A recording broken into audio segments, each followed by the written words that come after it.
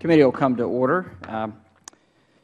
This is the Subcommittee on TARP, Financial Services and Bailouts of Private and Public Programs. This hearing is entitled Crowdfunding, Connecting Investors and Job Creators. It's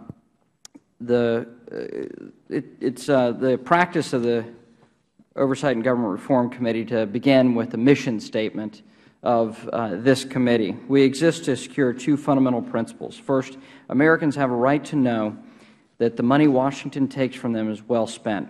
And second, Americans deserve an efficient, effective government that works for them. Our duty on the Oversight and Government Reform Committee is to protect these rights. Our solemn responsibility is to hold government accountable to taxpayers because taxpayers have a right to know what they get from their government. We'll work tirelessly in partnership with citizen watchdogs to deliver the facts to the American people and bring genuine reform to the Federal bureaucracy. This is the mission of the Oversight and Government Reform Committee. With that, I want to thank our witnesses for being here, and I'll begin by recognizing myself for 5 minutes for an opening statement. Over 2 years into an uncertain economic recovery, America's labor and capital markets continue to face unprecedented challenges.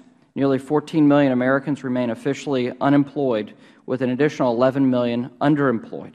And small businesses continue to struggle to access capital despite an endless number of Federal initiatives.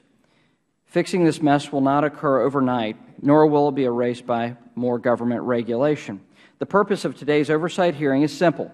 In an economic environment in which lending to job creators and entrepreneurs remains dismal, we must find new and modern means for capital formation to ignite our sputtering economy. An existing and innovative means to connect investors and job creators is crowdfunding. Many folks have not heard this terminology before, but crowdfunding is essentially the ability of individuals to pool their money in support of a common cause.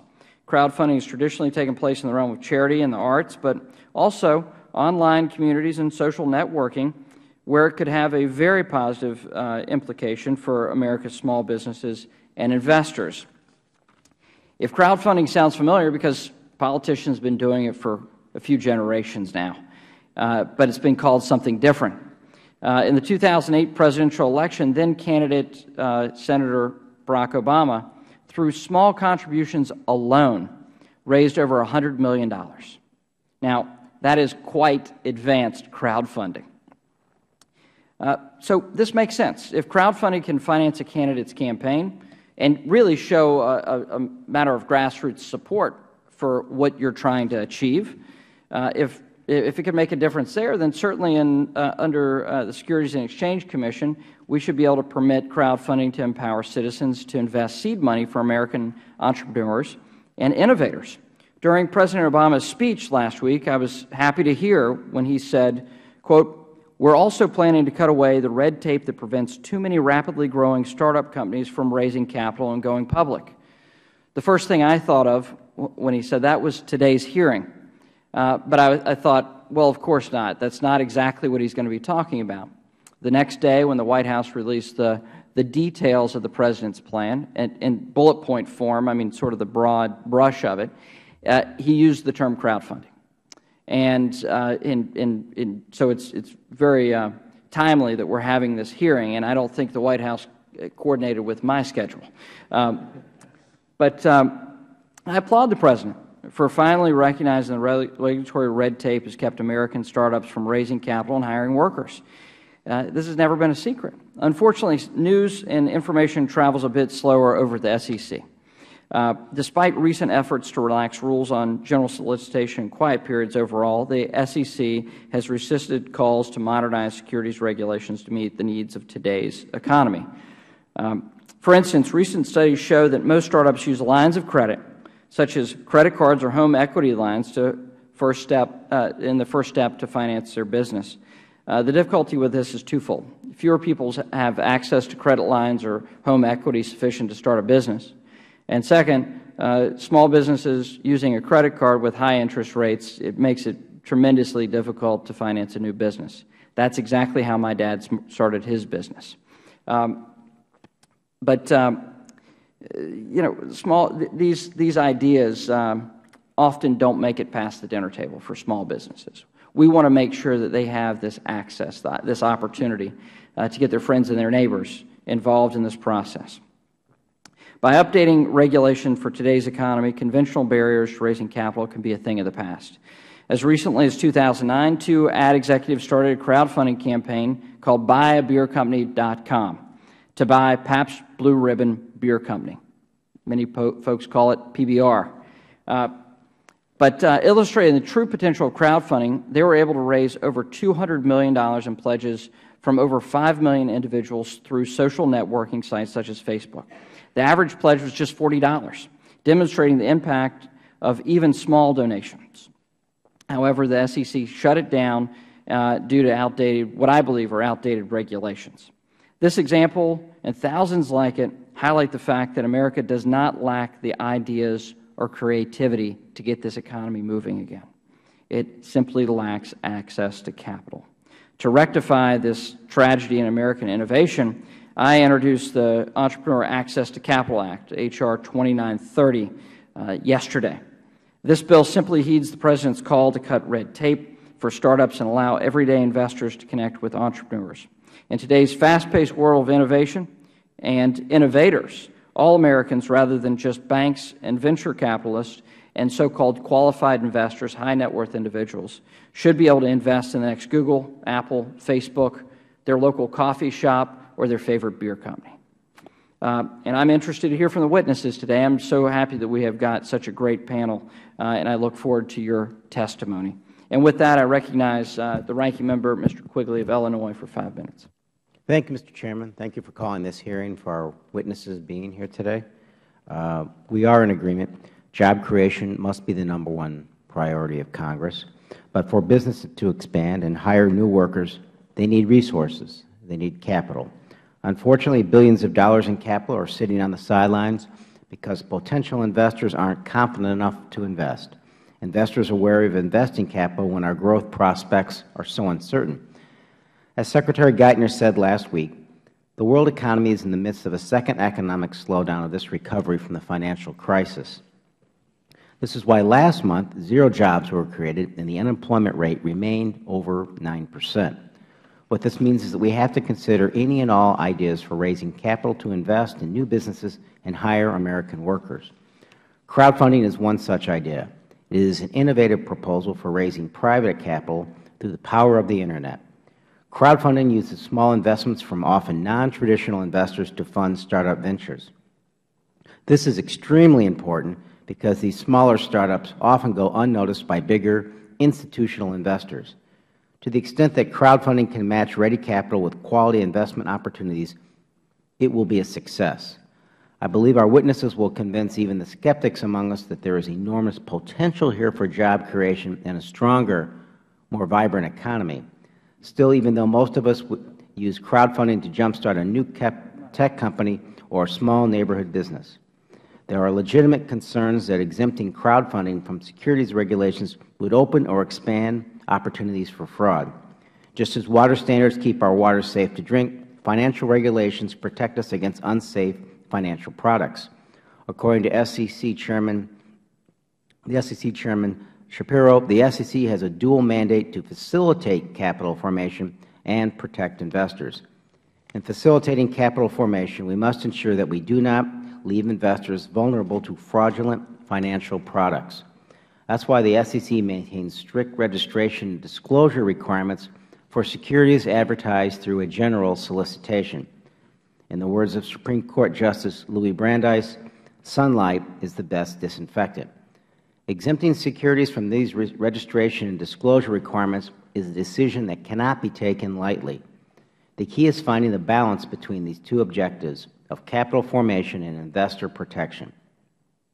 Crowdfunding might also expose ordinary investors to a level of risk that is unacceptable when not accompanied by standard registration and disclosure.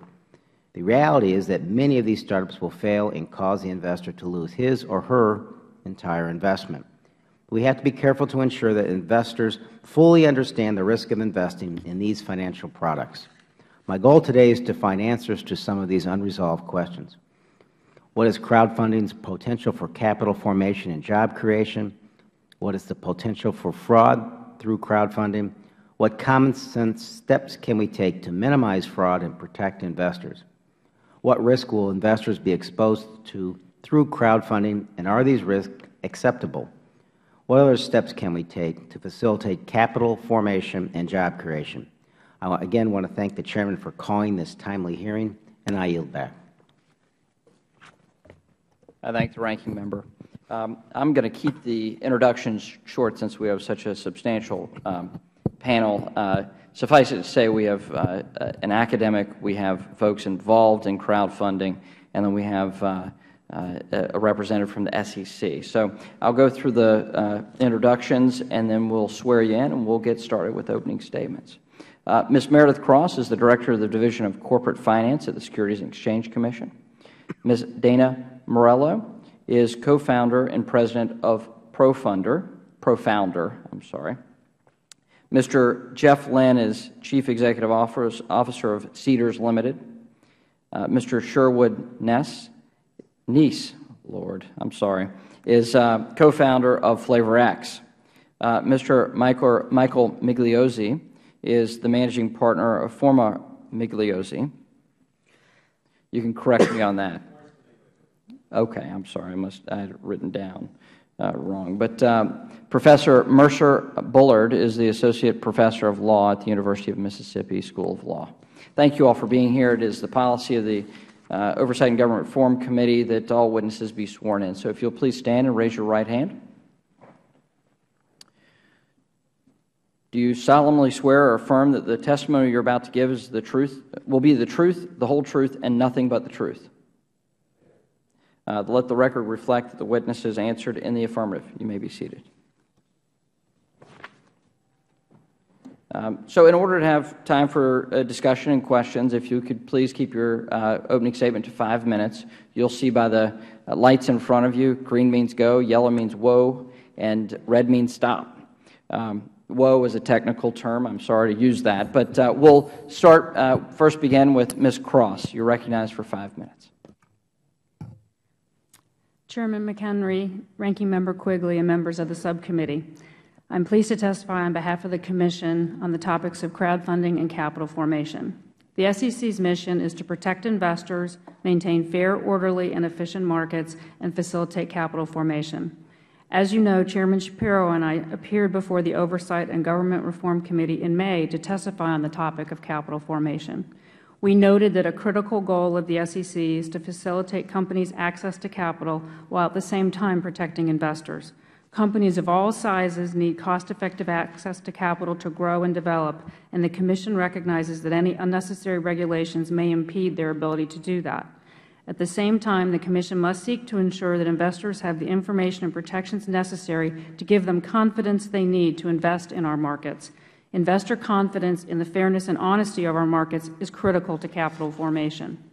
To further our goals, a few months ago, Chairman Shapiro instructed the staff to take a fresh look at some of our offering rules to develop ideas for the Commission to consider that may reduce the regulatory burdens on small business capital formation in a manner consistent with investor protection.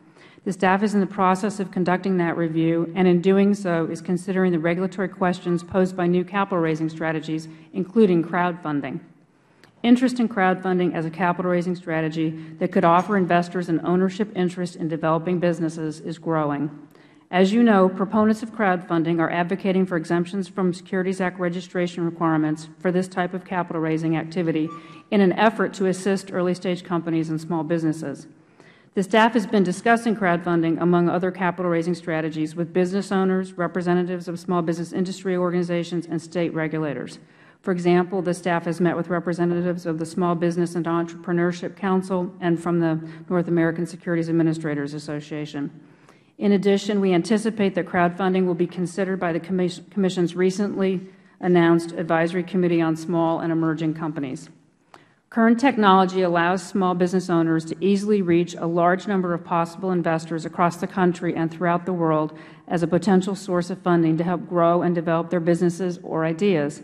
This source of capital and the ease with which an individual can communicate with potential investors presents an opportunity for smaller companies in need of funds. At the same time, an exemption from registration and the investor protections that come from our disclosure requirements also could present an enticing opportunity for the unscrupulous to engage in fraudulent activities that could undermine investor confidence. As a result, in considering whether to provide an exemption from Securities Act registration requirements for capital raising strategies like crowdfunding, the Commission needs to be mindful of its responsibilities both to facilitate capital formation and protect investors. In considering crowdfunding, some of the questions to consider include, should certain minimum information be provided to investors? For example, should investors know the names of the entrepreneurs, a summary of the business plan, how they plan to use the money they raise? Should individuals or firms with a history of securities fraud violations be allowed to use the exemption? Should an SEC notice filing be required so that activities in these offerings could be observed? Should securities purchase be freely tradable? Should websites that facilitate crowdfunding investing be subject to regulatory oversight? While the small amount of any potential crowdfunding investment should generally limit the extent of any individual's losses, these are issues that are among those that the Commission would need to consider in connection with any future proposal. In addition to looking at new capital raising strategies, including crowdfunding, at the Chairman's request, the staff is also looking at the triggers for when a company has to begin public reporting, the restrictions on general solicitation and private offerings, and the rules governing communications in connection with public offerings. My written testimony provides an update on our efforts. We are committed to carefully considering these areas and developing thoughtful recommendations for the Commission consistent with the goals of facilitating capital formation and protecting investors. Thank you for inviting me to appear here today. I look forward to answering your questions. Thank you. Ms. Mauriello.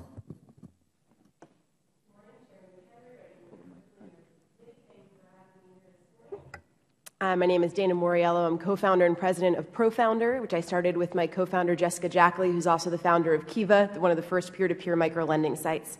We started in August 2009, a platform to allow entrepreneurs to raise investment capital from their communities. One of the case studies that we saw that inspired us to start this business was two of our classmates at the Stanford Graduate School of Business that had a new technology startup that they were beginning, and they were looking to the classmates to see if those classmates wanted to contribute investment capital. We're a very tight community of about 350 students, so we know each other well after 2 years of being in class together. And within 24 hours, 60 people in that class said they wanted to put in the $1,000 cap that those entrepreneurs had set to invest. This seemed like a beautiful story, but unfortunately their lawyers let them know that this was impossible, in their words. And when the entrepreneurs pressed, as entrepreneurs tend to do, they found out that it was quote-unquote impossible because those investors were unaccredited. We had student debt. We did not meet the accreditation requirements. There were also more people than the lawyers felt could contribute. So the entrepreneurs pushed, and eventually lawyers came back with Reg D 506, which would allow 35 of those investors to contribute that $1,000 minimum. That answer took 4 months and $20,000 to achieve. That was an incredible inefficiency that Jessica and I witnessed, and that's what really got us thinking about how could this be possible, that an entrepreneur with a great idea in a community that has the capital and wants to support them would have something standing in the way of being able to meet each other. And looking back at my own personal history with small family businesses, none of them would have gotten off the ground without Uncle Joe, Uncle Gene, and a lot of other friends and family members contributing. So this seemed like a very logical answer. So we started ProFounder with the vision of allowing businesses to access capital and access resources with the support of their community. The solution that we came to after a year of legal research with many counsel was Regulation D 504, a securities exemption that allows entrepreneurs to raise the capital if it's less than $1 million. It's coming from people you have a substantial pre-existing relationship with, and you follow state-by-state blue sky laws. Here's how we did that. Entrepreneurs came to our platform, created a pitch. They created their term sheets. We offered 2 term sheet templates, either equity or revenue share, but it could have been anything that was a security. And then we had a compliance calculator that allowed entrepreneurs to say, here are the people who I want to invite, and we would spit out, here are the laws, here are the notice filings, here are the filing fees that you need to pay. And that was no easy task because these blue sky laws, which are different in every state, are completely interdependent on each other as well. If you have 1 investor from Connecticut, you can only have 10 investors in Colorado. So that was a bear to both navigate, make a technical solution for, and explain to our entrepreneurs. But we did. And we had some amazing success stories that I'm very proud to share. Bronson and the Chang family in Honolulu, they were able to open their second shaved ice store by raising $54,000 from 19 investors. That included Bronson's freshman year roommate at USC, their best customers at the shop, and all of their friends and family. Mark at Cubic Motors was able to start a motorcycle company in San Francisco with the help of his fellow motorcycle enthusiast friends to raise $50,000 from 16 investors that all got these businesses started and off the ground. They're now raising additional rounds of capital. At least 2 of our entrepreneurs have gone on to raise angel capital now.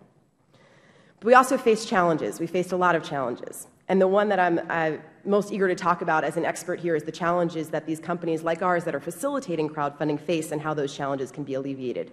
We were approached by the Department of Corporations of the state of California to investigate our operations, and they came to the conclusion after months of conversation that we needed to be a broker-dealer to be facilitating these transactions on the site because we were providing form templates, because we had term sheets that people could take advantage of on the site.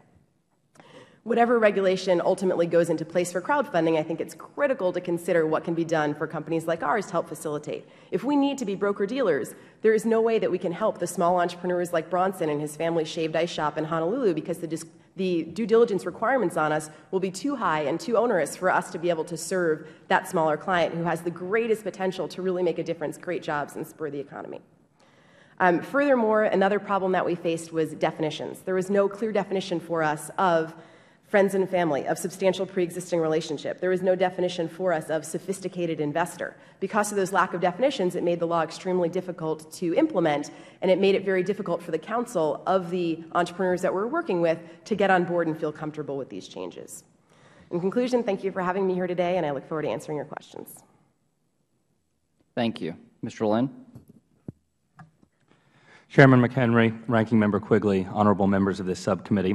My name is Jeff Lynn, and I'm CEO and co-founder of Seedrs, a forthcoming equity crowdfunding platform based in London. I'm also a U.S. securities and corporate lawyer by background, having practiced with the international firm of Sullivan & Cromwell in both New York and London.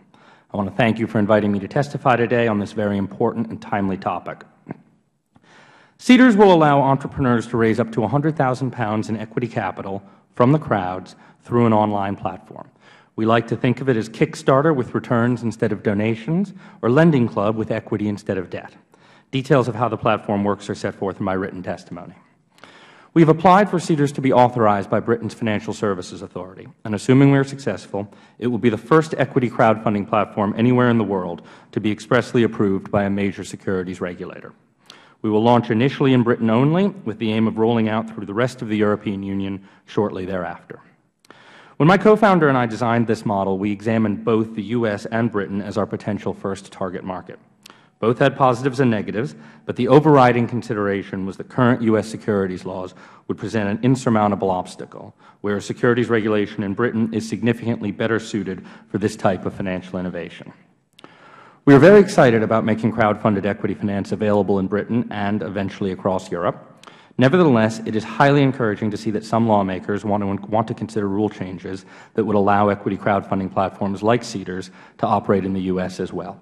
I believe this is a very positive development, as it will open a powerful tool to American entrepreneurs and investors alike, and could prove to be a key factor in boosting the economy and creating jobs throughout the country. At the same time, it is important that any rule changes be considered carefully, and in particular that a balance be struck between keeping administrative burdens low enough for these platforms to be viable, while still maintaining sufficient investor protections.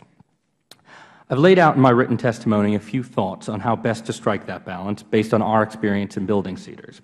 I'd like to briefly summarize the 3 main ones here. First, we think it is important that equity crowdfunding platforms be subject to some degree of regulation. This does not need to be highly burdensome. There are categories of regulation currently in existence that small businesses have been able to comply with, such as FINRA broker-dealer registration and SEC investment advisor registration, and those could be used as a starting point, albeit they would need significant adaptation. In the absence of any form of supervision, though, there's too much scope for a crowdfunding platform that lacks sufficient systems and controls to cause harm to investors. And as importantly, many investors simply will not use platforms that lack a regulatory seal of approval. We have been told repeatedly by potential Seedrs investors that the fact that we will launch only after becoming FSA authorized is absolutely crucial to their decision to use us. Second, we would be against imposing a limit on how much an investor can invest in a particular startup. These platforms can only function if larger investors are able to participate alongside smaller ones, and a per-investment cap risks unnecessarily excluding larger investors. At the same time, there are better ways of making sure that investors understand the risks involved and do not get in over their heads, such as capping aggregate investment based on the investor's declared net worth and requiring investors to complete a questionnaire showing their understanding of the risks. Cedars will do both of these. Finally, we think that equity crowdfunding platforms will be most effective where they are actively involved in executing the investment transaction and managing the investment after completion. The greatest risk to investors when investing in a startup comes not when the startup fails, but rather when it succeeds. Any sensible investor knows and accepts that the odds are significant that the business will not work out and there will be no return of capital. However, if the startup succeeds, but due to a flaw in the way the investment was structured or managed, the investor does not get the benefit of that success, that is a much bigger problem. This is why Cedars will provide a substantial level of intermediation as part of its service, including legal due diligence, subscription agreement negotiation, and post-completion management. We expect that other successful platforms are likely to do the same. We do not think that these services need to be required by law, but it is important that whatever set of rules is adopted for crowdfunding, they at least allow for and perhaps even explicitly authorize a meaningful level of intermediation. To conclude, Mr. Chairman, I am both encouraged and excited by the prospect of equity crowdfunding becoming a reality in the U.S. I hope the thoughts and insights I have shared from our experience will prove helpful as consideration of rule changes moves forward. Thank you for the opportunity to appear before you today, and I would welcome the chance to respond to your questions or to amplify or clarify these statements at any time. Thank you, Mr. Lynn. Mr. Neese. Chairman McHenry, Ranking Member Quigley, and members of the committee, thank you for holding this hearing today and allowing me to share an entrepreneur's perspective on how crowdfund investing will spur innovation among your constituents, create jobs, and help our economy grow. This framework was just endorsed by President Obama in the American Jobs Act. My name is Sherwood Neese, and I'm an entrepreneur who started and sold the 3-time Inc. 500 company and is trying to raise capital for 2 more. This is my 3rd time I have given congressional testimony on the hurdles related to capital formation for entrepreneurs and small businesses. This testimony was written in conjunction with my co-founders of the Startup Exemption, Jason Best, a 2-time Inc. 500 entrepreneur, Zachary Cassidy Dorian, and Karen Kerrigan of the Small Business and Entrepreneurship Council. I'm going to discuss 3 things. First, how crowdfund investing solves the problem of connecting entrepreneurs to capital. Second, the framework under which we suggest this should take place. And third, provide 2 examples. As someone who has tried to raise capital in the past few years, I know how hard it is. Try going into a bank to get a loan or a line of credit. Try finding a credit card company that will give you a decent interest rate. Or try peddling your idea to venture or private equity. They aren't focused on who will create the majority of net new jobs, but who has the greatest chance for a 10x return in the shortest period of time.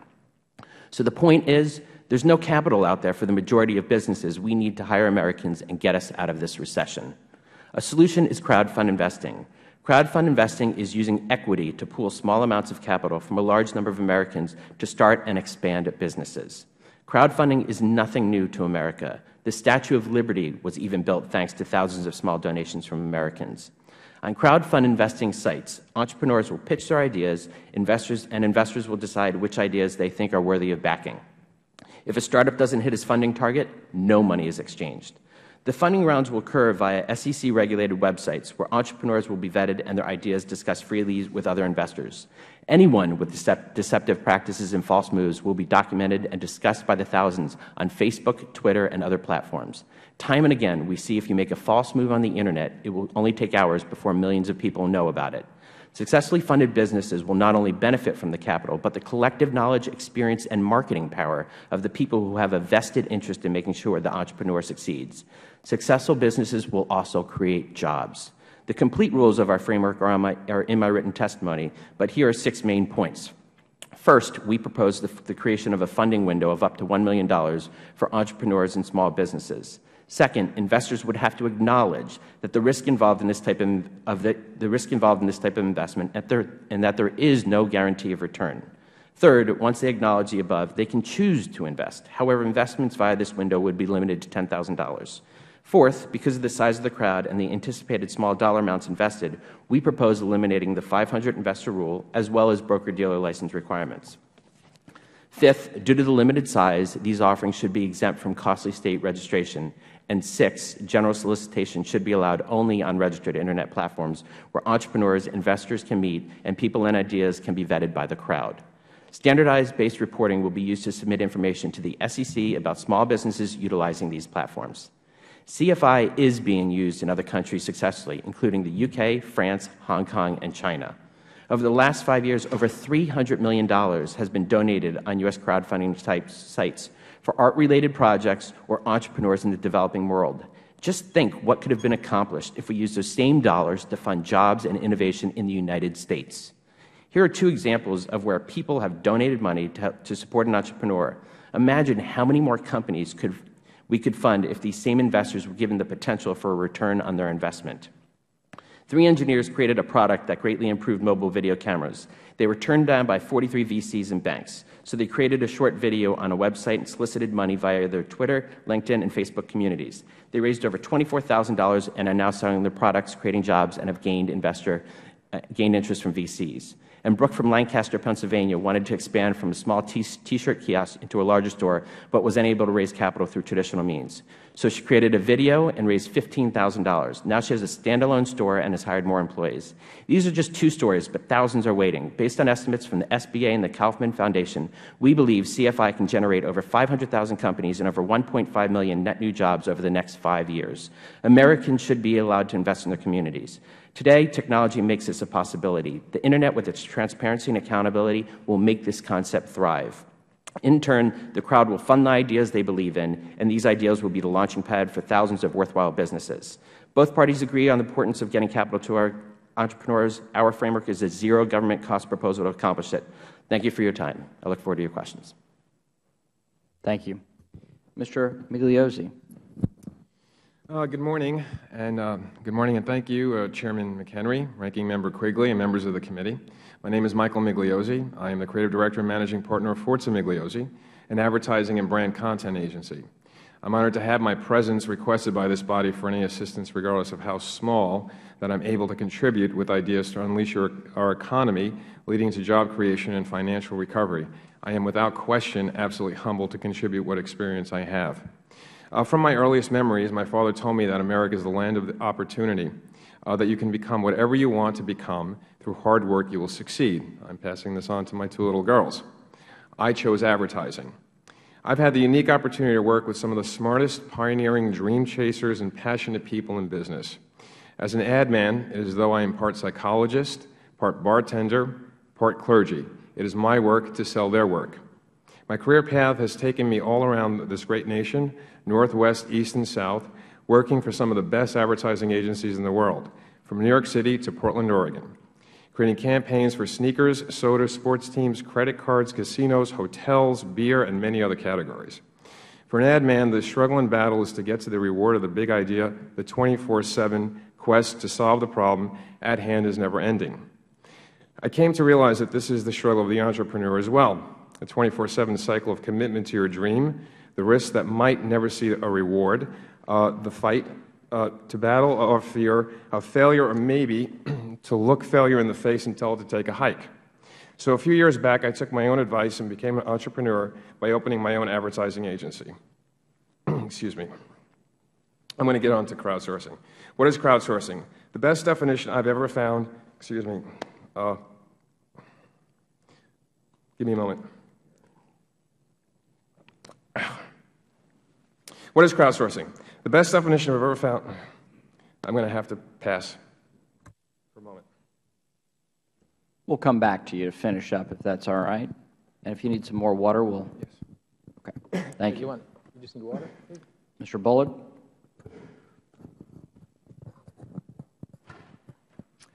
Chairman McHenry, Ranking Member Quigley, members of the subcommittee, thank you for the opportunity to appear today to discuss the regulation of crowdfunding. I'd like to start by laying out the structure of securities regulation in order to put crowdfunding regulation in context. Securities transactions are generally regulated on 3 levels. On the first level, securities transactions are subject to the same general commercial anti-fraud provisions that apply to all businesses. On the second level, securities transactions are subject to securities-specific anti-fraud provisions that provide increased investor protection. There is some general agreement that crowdfunding triggers the first 2 levels of regulation, which provide some degree of investor protection. On the third level, securities transactions are subject to public registration or reporting requirements, and this is where crowdfunding runs into trouble. Public registration and reporting requirements are generally impracticable for crowdfunding. In fact, many issuers find them to be impracticable. Congress and the SEC have created a variety of exemptions from public registration and primary public registration requirements, but these exemptions are also impracticable for many forms of crowdfunding. And the most significant problems are generally that some form of disclosure document is required, and there is a general prohibition against solicitations and advertising in connection with the sale of securities. So the regulatory question as to crowdfunding is whether it would be appropriate to liberalize one or more existing exemptions or create a new exemption to accommodate crowdfunding. I think that the answer should be yes for the archetypal crowdfunding program.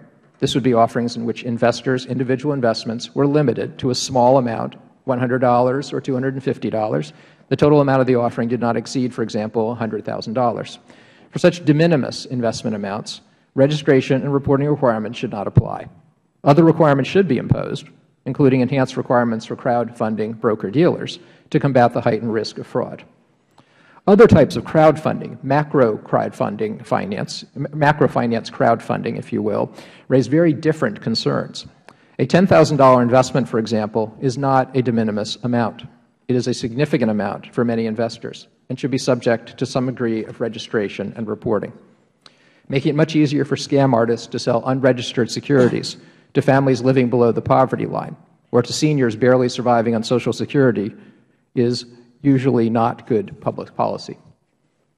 Any macro finance crowdfunding exemption should be subject to the regulatory cost-benefit analysis traditionally used to evaluate registration and reporting requirements. This cost-benefit analysis generally considers the increased risk of fraud and the benefits to capital markets and to investors. It also considers the relationship of any new exemption to existing exemptions and the interests of all issuers, not solely those of crowdfunders. There are areas where reform is needed, and macro finance crowdfunding would be easier. Increasing the Reg A limit to $50 million is an example of one where I don't believe there would be that much dispute. But let's not do that to make crowdfunding easier. Let's do that to make Reg A work better for all types of capital raising. Similarly, the 500 investor trigger for reporting obligations, the ban on general solicitation and advertising, and the qualifications for accredited investors all need to be reformed, but not to accommodate macrofinance crowdfunding. They need to be reformed to accommodate the full range of issuers.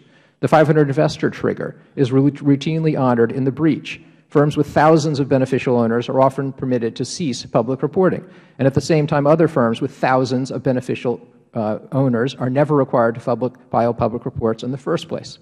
The ban on general solicitation and advertising is fundamentally inconsistent with the information age. The frenzied and very public trading of Facebook's 2.5 billion shares makes a mockery of this prohibition, as did the failure of the U.S. segment of a Facebook private offering earlier this year. The wealth and income tests for accredited investors have not been adjusted for 20 years, and they are structurally nonsensical. A young investor with $900,000 cannot put 10 of it in a hedge fund. But a retired auto worker with $1 million portfolio living on, say, $40,000 a year that the portfolio generates can drop the whole million in a hedge fund. The investor who can afford to lose his shirt cannot invest, but the investor who cannot afford to lose his shirt can. In conclusion, there is microfinance crowdfunding that simply does not implicate the public policy concerns underlying the third level of securities regulation, registration and reporting. But exemptions for other small issuers where investors are risking more than de minimis amounts are appropriate only to the extent that the cost of increased fraud, if any, is outweighed by the benefits. Thank you again, and I'd be happy to take any questions you might have. Thank you, Mr. Bullard. Mr. Migliozzi, we'll return to you with about, if you can just summarize. I think we're about 3 or 4 minutes left for you. If you could. I have 4 minutes. I'll take that. All right. Thank you. I'll pick up, if I may, with regards to the entrepreneur. So a few years back, I took my own advice and became an entrepreneur by opening my own advertising agency. I now share the same challenges, the same roadblocks that many entrepreneurs face, regardless of size, purpose, or industry. My business is wholly dependent on other businesses' need to sell their product or services. They dependent on an end consumer to sell to, the consumer a paycheck to spend with. As we've seen, this cycle, or the gears of this cycle, have locked up. Crowdsourcing and advertising. What is crowdsourcing? The best definition I have ever found goes something like this. It is a neologistic compound of crowd and outsourcing for the act of taking tasks traditionally performed by an employer or contractor and outsourcing them to a group of people or community through an open call to a large group of people, a crowd asking for contributions. Apparently, I've been doing this for quite some time. We'll go on to buy a beer. This is fun. In the fall of 2009, I read a... Just take your time. It's okay. All right. I am having an allergic reaction to medication. I'm sorry. I know that's very convenient for the day you're having.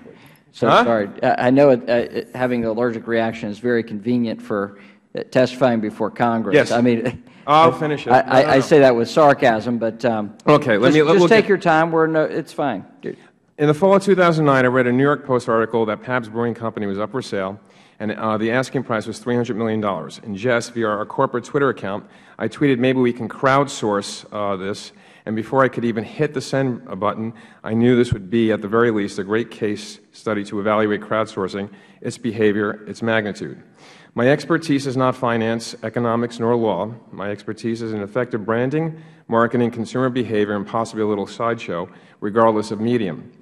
I'm not here to confirm nor deny any of the findings of the Securities and Exchange Commission's cease and desist order. I was asked to be here to recount the important aspects of my experiment as it relates to funding companies without traditional financial outlets and to highlight the success it had, not in theory, but in actuality. Crowdsourcing means crowdfunding. This experiment was to answer my questions about crowdsourcing. With such a large amount, a $300 million asking price, it would require the crowdsourcing vehicle to be easily partaken by all, exclusively online. Excuse me. The goal was to be stated as the focal point, a countdown starting at a mind-boggling $300 million, maybe not so mind-boggling as we were hearing about trillions of dollars every day, but a very large amount just the same. What was being asked of them, their interest to join in the largest ever crowdsourced audience, that was, their interest came in the form of pledging their name, email address, and a non-binding amount they were pledging, and in caps, send no money. It is important for me to state here that at no time was any money ever received, nor was there any way for users to send the money, nor any way for us to collect money. How to create enough buzz to get this into the hands of others would be required. How long could the buzz be sustained? How would the user take control of the conversation to generate buzz? Transparency. Any questions and their answers needed to be anticipated and answered by viewing the site. Of course, at the onset of the experiment, there was simply no way to predict a positive outcome, far too many variables. A one-page website is created with full disclosure, a Twitter account created, a press release circulated, this on or about November 10th of 2009. By December 1st, 2009, over $14.75 million was pledged. I'm getting into the red. If I may ask for additional time. The amount of press about the concept, the ease of understanding, the genius of the experiment generated buzz, traffic, sharing that by the end of 2009, the amount of pledges had exceeded $100 million. Christmas, New Year's passed. I was certain with the new year this would be old news. By February 22nd, 2010, over $200 million was pledged. What was just an experiment was now taking up far too much of my time with press requests, some 150 articles written, radio interviews by that point. There was an interest by media users, etc., that this could happen. Could it? How? What steps would need to be taken? Pledges were still coming in. Press was still writing about this. This experiment was turning into a solid case study, an award-winning one at that, as it won for most innovative in the crowdsourcing competition at South by Southwest in 2010. On March 24, 2010, I received a FedEx from the SEC, which led to the shuttering of BuyABeerCompany.com. Those proceedings concluded on June 8, 2011. Pabst Brewing was purchased on May 26, 2010 for about $250 million, according to the Wall Street Journal, by investor C. Dean Metropoulos. At the time of closing BuyABeerCompany.com, over $282 million was pledged by over 7 million users, averaging $38 per pledge. My conclusion is coming. I believe this illustrates the power of crowdsourcing, or as it is referred here specifically as crowdfunding. What a powerful tool whereby the investor now becomes purchaser, brand steward, evangelist, where the brand must answer to them and live up to their every expectation, not as a simple financial tool, but as their expansion of buying into the brand. This process could have been easily used for the sale of Hummer. GM, seeking to shed their division, was selling this American icon to China. Well, that $150 million fell through. I can't help but imagine if crowdfunding couldn't have not only saved this brand, but the jobs, the dealerships, the money spent on R&D, the equity built into the marketing and brand loyalty by simply opening this up to the general public. What had started out as an experiment to test the hypothesis of the power of social media and the propelling of a crowd toward a common goal had become a concrete and plausible way to do business in a landscape which moves rapidly and without harness. For my purpose is it gave me invaluable information on consumer behavior. Hopefully other aspects of this can provide light on how we can utilize this to fund, build, expand businesses, the economy leading to job creation. The possibilities of crowdfunding for starting, expanding, and purchasing companies are never ending. Thank you. Thank you. And I understand the pressure of testifying and at the same time having a health issue as well. So we certainly understand that. I'll begin my question. I'll recognize myself for 5 minutes. Votes have been called on the floor, so we're going to try to get through our first round of questions and come back for more. Ms. Cross, the President outlined in his speech and then the Administration issued the following: reducing regulatory burdens on small business capital formation. The Administration also supports a, quote, crowdfunding, end quote, exemption from SEC registration requirements for firms raising less than $1 million with individual investments limited to $10,000 or 10% of the investor's annual income, and raising the cap on many offerings, Reg A, that Mr. Bullard testified about, from $5 million to $50 million. This will make it easier for entrepreneurs to raise capital and create jobs. Can you describe the SEC's perspective on the President's recommendation in terms of the crowdfunding portion, not the Reg A, but if you could describe the SEC's perspective on this? Thank you for your question. I have to say first that the Commission hasn't taken a position yet. These statements were just made, so we're discussing the matter internally at the Commission. I'm sure we'll be having more discussions in light of the interest in the topic. From my personal perspective, I think that the key to such an exemption would be whether it could be crafted so that there could be a cost-effective crowdfunding exemption that could be that wouldn't present significant concerns of fraud. If so, then I could see real benefits. The issue you got to watch out for is that if it becomes viewed as a tainted market where people go to fraudulently steal money, then that won't help anyone. And so there needs to be some sort of balancing happening on a cost-effective basis where some level of requirements, what kind of information might be required, are there notice filings, things of that nature, what the caps are, how much money for any individual, all those kinds of issues will be important so that this isn't a place where just bad actors go to steal money from people. Okay. And so would an annual audit be one of those considerations? That's an interesting question. I don't know that an audit is what I'd be thinking of. I was thinking more in terms of oversight of those operating the site so that at least someone is keeping track of that these companies actually exist, that the money is coming from investors to these companies. Those sorts of things that would give you pause if somebody just opened up a website and took money and then disappeared. That would be pretty awful. So what I was thinking of is not to use sarcasm, but which never happens today. Well, I can't say whether it happens today or not. Really? So I mean, so I would just pose this. So based on this, the SEC would think that the eBay exchange, where I offer my used pickup truck for sale, that transaction would never happen without the SEC preserving and protecting against fraud. I'm not asking you to answer, but what's the time frame for the SEC to review this recommendation, and how long would that take to implement?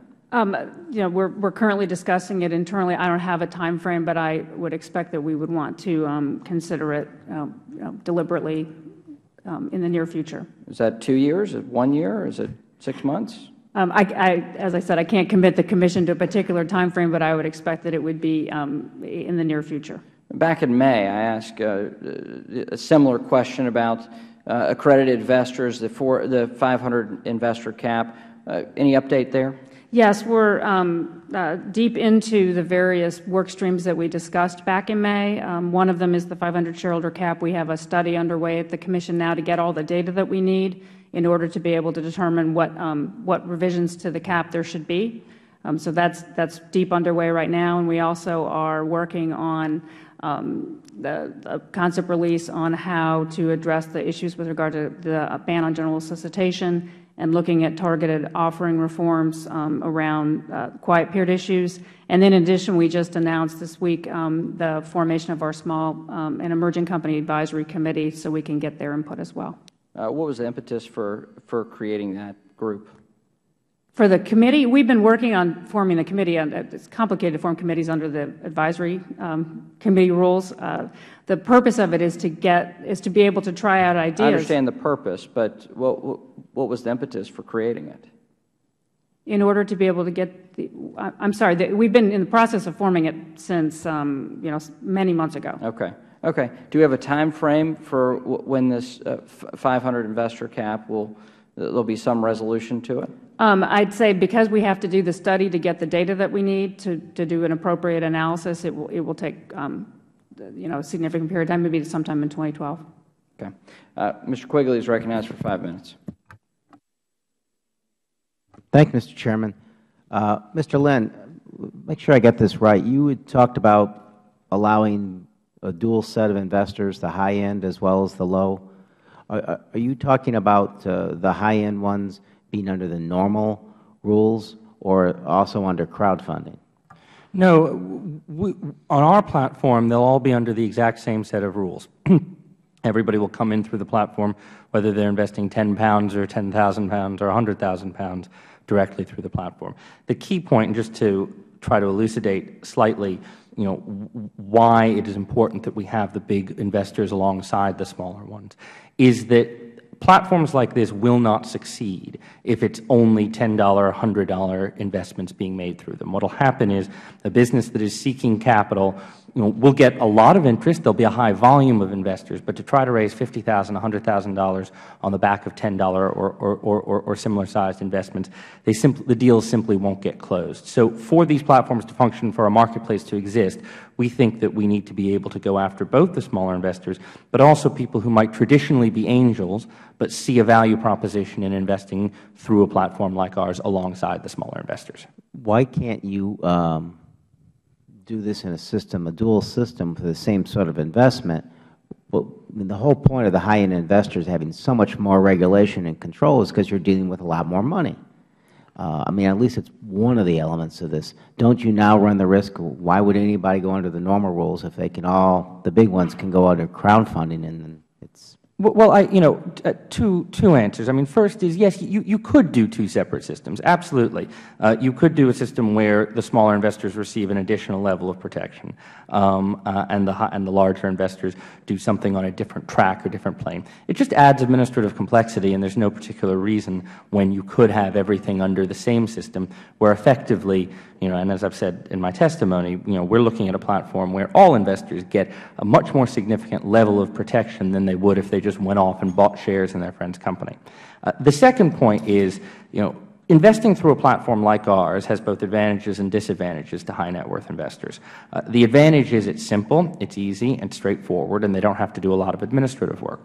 Many angels, though, prefer to be able to invest in a hands-on way, to be able to interact directly with the entrepreneurs, to be able to go on the board, provide advice, and we think that many angels will continue to want to use the traditional offline method of investing as well, and we want the choice to be there for them. Ms. Cross, we're on limited time because we're do on the floor a few minutes ago.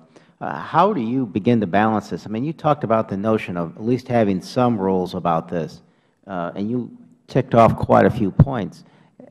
But at what point are you right back to where we are now anyway with all the rules and regulations that the President sort of referred to that we want to pull away so that we encourage this kind of investment at the small level? That's a very important question, and I think any rulemaking would have to have an appropriate balancing of the costs and the benefits.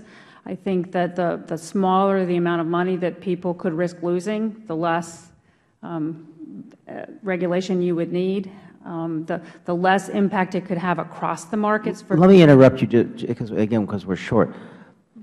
I guess the crux of my concern is that the smaller investor, doesn't it seem like that's the less sophisticated, less knowledge, less ability, perhaps the very person who needs the most protection? I mean, is that a glimmer in your mind, or is that just wrong? Well, that's certainly a concern, and you would need to think about that. I think the notion of crowdfunding, which, again, the Commission has not taken a position on, but the notion of it is that at some de minimis level, one would argue that there isn't a need for the full panoply of regulations that comes from securities registration, even though the particular people may be on the less sophisticated range because they have less to lose. And the question really, it's a cost-benefit analysis. I think it's important, though, that if it turns out all those unsophisticated investors who don't get the information registration would require end up defrauded, then it's going to be an unsuccessful experiment. If instead it's a success, and then I think it does provide an opportunity for, this is my personal view, for another avenue to raise money cost effectively. But it's an interesting experiment that we would need to at least keep a close eye on. Mr. Chairman, these are thoughts that I'd like to get the thoughts of all the participants. Unfortunately, we're now heading to the floor. And the Chair would announce that we have votes on the floor. It's the intention of the Chair to go cast the first vote, return back here, try to get a few more rounds of questioning in, at which point we'll have 2 additional votes thereafter. There are members that will be sworn in between the first and second vote here, so we should be able to get back and have an additional 30 minutes. Point of information, Mr. Chairman, may I ask my question and make a bolt to the floor? Well, because I don't think I can come back, and it's a serious one. Yeah, I would just ask the indulgence of the member to come back after this first series of votes, because it's really hard. Can I just do it really quick right now? I've got to get to the floor and vote so I can get back here. Go ahead. I'll give the gentlelady a minute. Okay. I'll give the gentlelady a minute. First, I want to thank you for holding this hearing. It's tremendously important, and looking at the crowdfunding exemption and how it's implemented. An author, startup mentor, and angel investor in the district that I represent by the name of Marty Zwingling wrote an interesting blog calling into question some of the virtues of crowdfunding. And I'd like to quote what he said, and I quote, he warns that crowdfunding places the focus on the product, not the business model. When pitching to consumers online or offline, the feedback will likely be on features and design. The key success factors of the business model, meaning how you make money, management expertise, and financial projections, will likely get overlooked. And that's the end of his quote. And I'd just like to know how the panel would respond to what he said. He also warns that investors are not prepared for the high risk of startups, and he believes that it will be marketing to the riskiest, most speculative investments to some of the least sophisticated. And so I'd like to hear your response. And gentlelady's time has expired. We have just enough time for me to get to the floor, for us to get to the floor to vote. When we return, I'll let the panel answer that question. The committee is in recess. Okay. All right. Okay.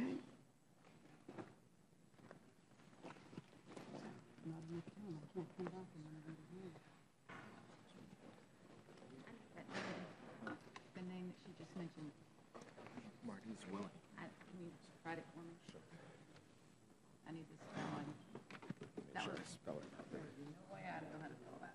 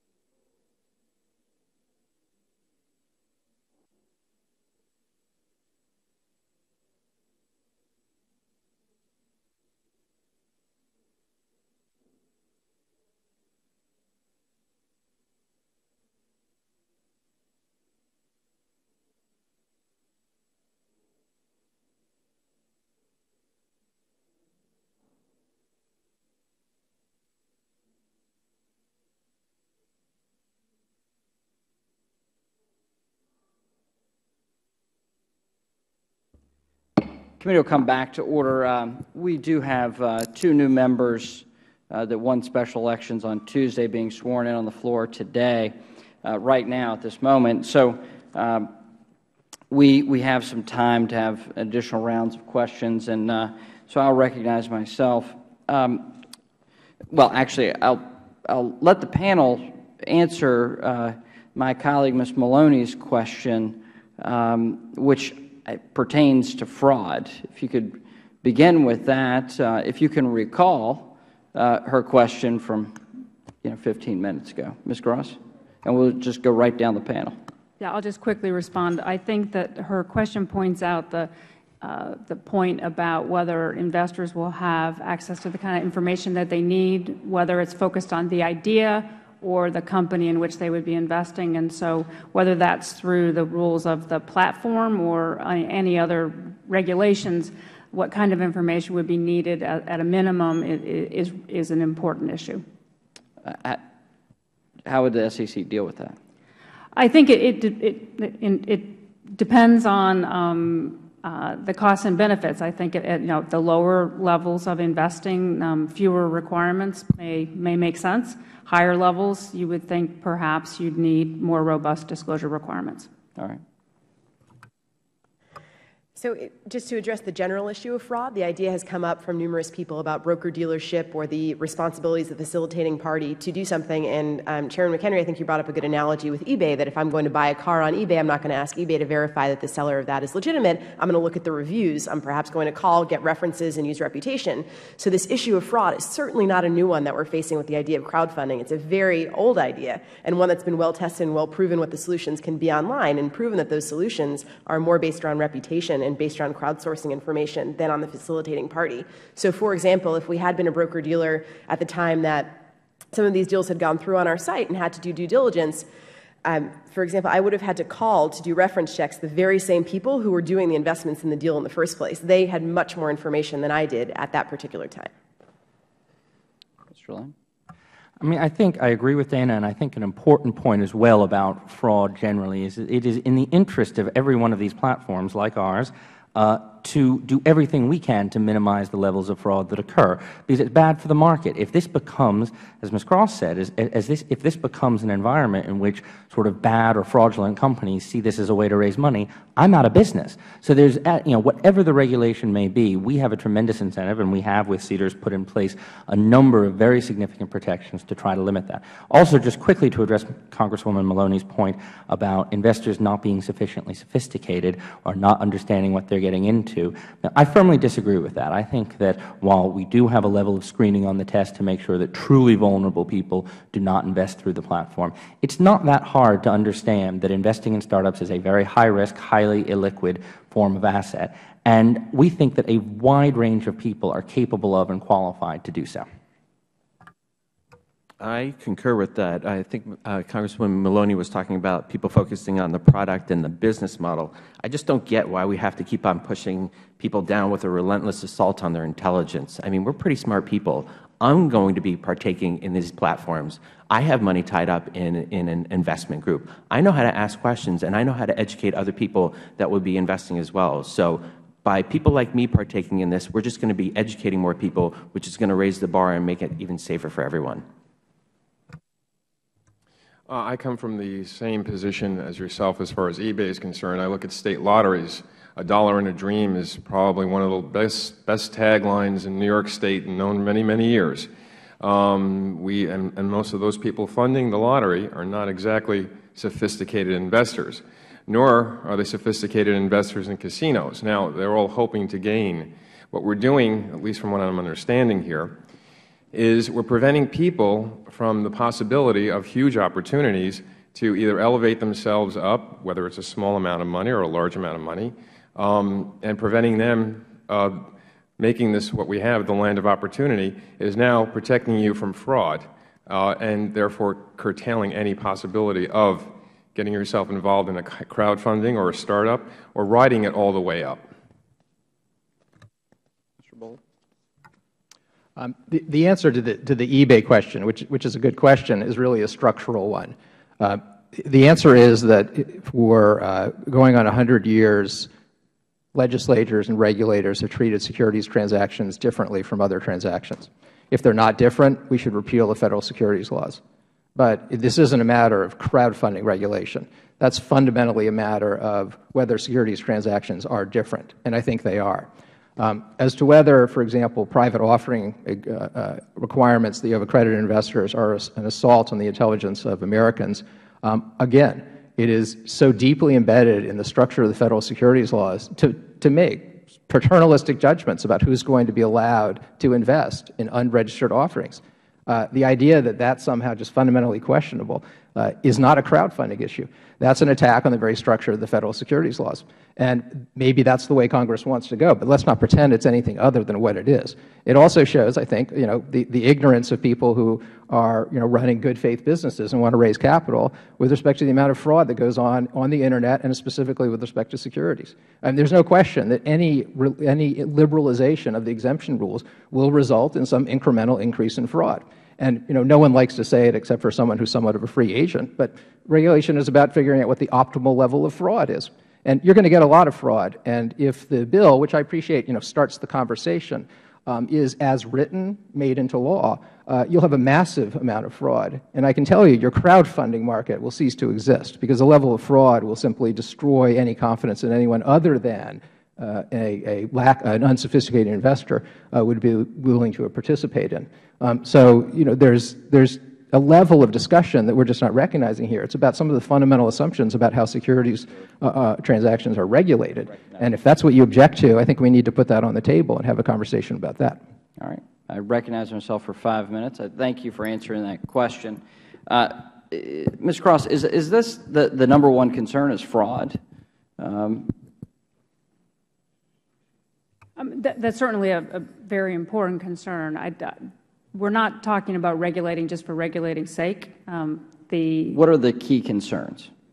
The key concern would be that that investors would part with their money to unscrupulous business operators who just take the money and run, and that we all watched that happen and didn't take the time and effort needed to come up with a system that would provide a level of safety, disclosure, oversight, some ability to watch what's going on. I think I worry about, as I mentioned, websites popping up all over the place and then disappearing, and people put in money and then it's gone. And I think those are the concerns that I would have. Okay. So, for instance, as a former wise investor in Pets.com, this has happened with registered securities where the business plan was bad. And so how do we, Mr. Bullard, in your opinion, how do we ensure that we open this area? It sounds like that you're willing to go with the idea of crowdfunding with some exemption. How do we do that while at the same time dealing with that concern of fraud? Well, I think that the analogy to Pets.com is a very apt one, because we are sort of revisiting the way we have structured the Federal securities laws, and it comes down to the question of how much paternalism are we going to have? Because I would have to disagree with Ms. Cross. It's really not about getting information into investors' hands, because the way securities laws work is there's no amount of information you get into some people's hands that's going to allow us to allow them to invest. It is a prophylactic rule. It is not a, do you have enough information? Because a lot of these people simply, no matter how much information you give them, the Federal securities laws have decided they're not going to be allowed to invest in certain offerings. Pets.com jumps through a bunch of hoops, but there's still people who lose their shirts, sophisticated or otherwise. So I think the answer is you've got to draw that line and say, for example, at a de minimis level, you're making a decision that we are going to allow a lot of losses to go on. We are also going to allow an increase in fraudulent losses, not just people investing in pipe dreams, but good faith pipe dreams. We're also going to be allowing people to lose to scam artists. There's a question about confidence in the markets. There's a question about how much do you want to make decisions for people based on individual liberty interests, which is a real value at issue here. And I think it's appropriate to draw a line and say we're just not going to step in at some point. But above that, I think that you've got to think more carefully about the effect on the structure of the markets and what, let's say, a $10,000 exemption would do without the right kind of restrictions. And so the most specific answer would be, I think we need to move generally more into intermediary regulation as one of the solutions to capital raising. Okay. And the second answer is it's got to be kind of crowdfunding specific, which may militate for changing the triggers for registering as a broker-dealer. As I mentioned in my testimony, that's pretty much an all-or-nothing game. My time is short. So, sorry. Ms. Mauriello, Mr. Lynn, Mr. Neese, can you respond to this concern? I think if we're going to put in protections, which are apt, you're right, there's a balance to strike. The most effective party to be doing this, this is not the facilitating party, it is the people themselves. So, for example, the way that purchasers are qualified now via their net worth, whether they're accredited or unaccredited, is that really the best way to determine that someone can make a smart investment decision just based on how much money they have in the bank? I would argue not at all. So redefining what qualified investors are in the context of crowdfunding, I think, is an apt path to go. For example, the sophistication laws, great intention there, but if they're not defined, they can't be used. Define sophistication, allow sophisticated investors, regardless of net worth, to be able to invest. Someone who's local should be a qualified purchaser. If I live next door to the coffee shop, I know more about that coffee shop than anybody else, regardless how much money they have in the bank. I should be a qualified purchaser. If I know that person, so liberalizing what substantial pre-existing relationship is. In the classmate example that I gave earlier, if we went to school together, I know more about you, regardless of what my net worth is, I should be a qualified purchaser. That's how I would prevent fraud as well. I think there are two key points here. One, in terms of what, the qualification to be allowed to invest, and I agree with the previous comments, and just want to emphasize that, regardless of what the system has been since 1933, and regardless of whether we're opening up a broader debate here or not, there is a serious sort of over and under inclusiveness to the accredited investor rules. It is a loose proxy that has always been based on just a very sort of loose cutoff, but it doesn't necessarily say anything about whether people are really qualified to invest, as Congressman, I believe you said earlier. One of the things we do on CEDARS is before you can invest, you take a quiz, and the quiz is a multiple choice questionnaire, and it says things like most startups succeed or fail. Well, we think that people who can get through that, and it gets to dilution and a couple of other issues, we think most people who can get through that, that's a pretty good indicator, regardless of how much money they have, of whether they're able to make the investment decision. On the fraud point, which is a little different, I mean, the qualification of investors is about whether you know the risks involved and are able to take them. On the fraud point, I disagree with you, Professor. I think that the amount of fraud that occurs in this marketplace among good crowdfunding platforms is actually going to be very minimal. In our case, we are going to have substantial legal protections in place, and we will go after very, very quickly and very publicly any entrepreneur who does try to defraud the investors. We'll press criminal fraud charges against them, and we will quickly establish a reputation as one of the least favorable places to try to run a scam. I think most other platforms are going to do very similar things, and this is going to be a market and an environment under which very little fraud occurs. It's yet to be seen, but that's our view. And I would agree with Mr. Lynn and disagree with the professor as well. I think first and foremost, anyone that's going to register on these platforms is going to have to give over their personal information, Social Security number, address, date of birth, and they're going to have to go through a background check to see if they've committed any fraud. So boom, if you got a checkered history, you're out. Second of all, I personally believe most fraud to date has been committed on a one-to-one basis, where you don't have this open network that we are advocating for on these platforms, where the community can come together and give a combined opinion. Lots of voices are going to go into this, and that's going to whittle out people from committing fraud, and it's going to expose the people that are trying to take advantage of people on these platforms. So I just think, and a third point, in an all-or-nothing fashion, which is what we're advocating on these platforms, you have to raise the entire amount, or you get no money. You have to hit the bar pretty high and convince everyone before you get a dollar. Mr. Bullard, would you like to respond to any of those? Is there some way to get some consensus about how we achieve this? Well, the way to achieve it is you first have to start with the member of the mafia who decides to become a broker-dealer and runs one of these businesses. I mean, if you want to have a discussion about what's going to happen, put them on the panel, because we're not talking about legitimate businesses and what they're going to do as a matter of business practice. What was just described here was business practices. If you want to write them into the law, then it will work, but they're not going to be part of the law. You say you're going to do certain checks. It's not necessarily. That's why I'm asking. Right. To this point. So I look from the perspective, what's the minimum necessary, and I think it's intermediary requirements where the burden has to be placed on an intermediary. There's no way you can make this function where you're always putting the burden on the issuer. That's just inconsistent with the whole idea of crowdsourcing. So Mr. Bullard and Ms. Cross have mentioned this, which is establishing some criteria for intermediaries, right? That would be the onus of regulation, and that would be sort of the initial view of how this could work best. Right. If I could, I just want to be clear. I was expressing my views. The Commission hasn't taken this up yet. So I view intermediary regulation as perhaps a cost-effective way to deal with this, because for an individual company raising $50,000, for example, putting all of the requirements on them may be cost prohibitive. If someone is running a site and is, for example, taking a 5% commission and is running a site where they're raising billions of dollars, perhaps, if it turned out great, then they could afford to deal with intermediary regulation, whereas the individual company raising $50,000, that might be the harder question. That's just a personal view as to what might be a way forward. So would they be broker-dealers?